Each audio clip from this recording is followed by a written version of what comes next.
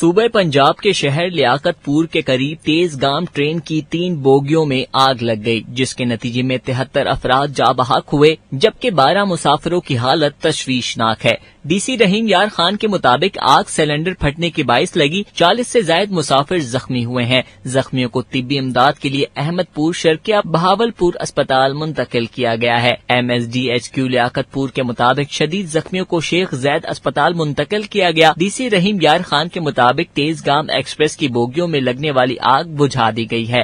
Cooling کا عمل جاری ہے۔ ریسکیو کی 10 گاڑیوں نے آگ بجھانے کے عمل میں حصہ لیا ہے۔ DGI SPR کے مطابق پاک فوج کے جوان تیز گام حادثے کے مقام پر پہنچ گئے۔ پاک فوج کے جوان سول انتظامیہ سے مل کر امدادی کارروائیوں میں حصہ لے رہے ہیں۔ پاک فوج کے شعبہ تعلقات عامہ ISPR کے مطابق پاک فوج کے ڈاکٹرز اور پیرامیڈیکس اسٹاف بھی امدادی کارروائیوں میں مصروف ہے۔ ISPR کے مطابق آرمی ایوییشن کا ہیلی کاپٹر حادثے کی جگہ پہنچ گیا۔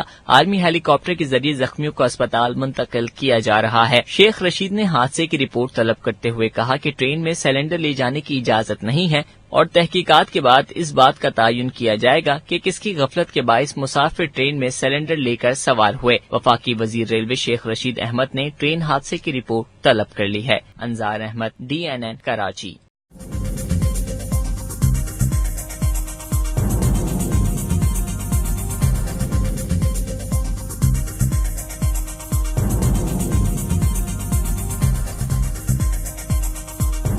نیوز سے اپ ڈیٹ رہنے کے لیے ہمارے چینل کو سبسکرائب کریں اور بیل آئیکن پر کلک کریں۔